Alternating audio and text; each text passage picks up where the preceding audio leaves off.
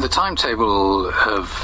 2016 is still achievable. It is doable. jadwalka lagu higsanayo doorashada 2016 waa lagu guuleysan karaa wax badan ayaa loo baahan yahay in la qabto ka hor doorashadaasi la higsanayo waxa jira saddex arrimood oo caqabad weyn ku ah hanaankan waa midda koowaad sidii loo sameyn lahaa maamulada ku meel gaarka ah ee la doonayo inay qayb ka noqdaan habka federaalka waa midda labaad waa sidii loo dhameystiri lahaa dastuurka oo loo kala cadeyn lahaa awoodaha iyo sidii loo qaybsan lahaa kheyraadka ugu dambeyntii caqabada saddexaad ayaa waxay tahay sidii loo qaban lahaa doorashooyinka 2016 jadwalku waa mid ciriiri ah waxaan ku faraxsanahay in dawladdu ay sameynayso dadaal si loo gaaro 2016 iyo in la qabto doorashooyinka la damacsan yahay waxaan si gaar ah ugu faraxsanahay in haatan ay wada tashi ay la sameynayso maamulada sida wada tashiga ay haatan kula jirto maamulka kumeel gaarka ee Jubba iyo mustaqbalka oo aan rajeynayno inay la hadasho Puntland waayo qorshahani la hiigsanayo waa mid muhiim ah oo ay tahay in la wadaago oo ay wada qaataan Soomaalida oo idil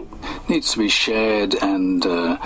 accepted by a wide number of Somalis mar wax laga weydiiyay in uu jiro qorshe wax looga qabanayo isqabqabsiga siyaasadeed ee ka dhaxtaagan dawladda iyo maamulada jira iyo mararka qaar maamulada dhaxdooda oo isqabqabsada ayaa Nicholas Kay waxa uu ku jawaabay I think political infighting is always a risk and a danger to progress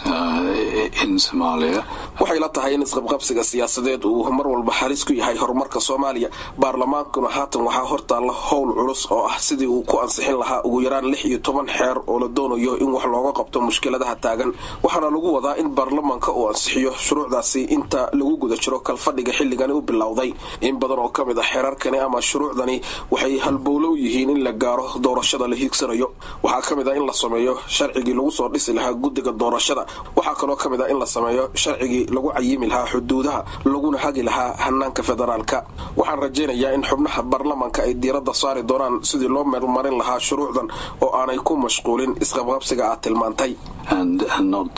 get distracted by infighting as you say ergeyga gaarka ee qaramada midoobay Nicholas Kay waxa ugu dambeyntii la weydiiyay waxa ay tahay fariinta uu gudbinayo dadka Soomaalida ah maadaama ay jiraan dhibaatooyin ku keenaya qaar kamid ah inay ka niyad jabaan wax qabadka dawladda siiba dhinaca ammaanka in shaqooyin loo abuuro dhalinyarta iyo in xoog la saaro waxbarashada waxauna ku jawaabay I think the most important thing waxa ugu muhiimsan ee uu sheegayo waxay tahay in ay imaanka ku hayaan xaqiiqda ah in uu ku talaabsaday dalka horumar la taaban karo walina uu ku sii socdo horumar lagu farxi karo horumarkaasi waxa kamid ah dhinaca siyaasadda iyo ammaanka oo soo wanaagsanaanaya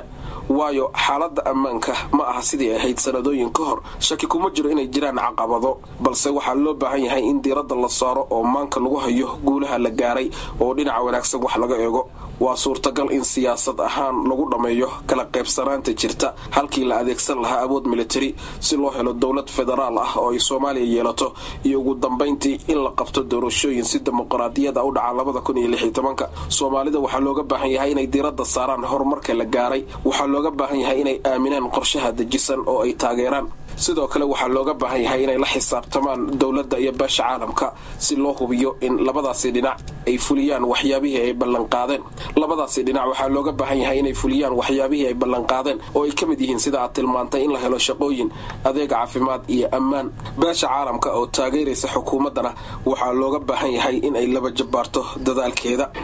and the international community supporting the federal government need to redouble their efforts to deliver that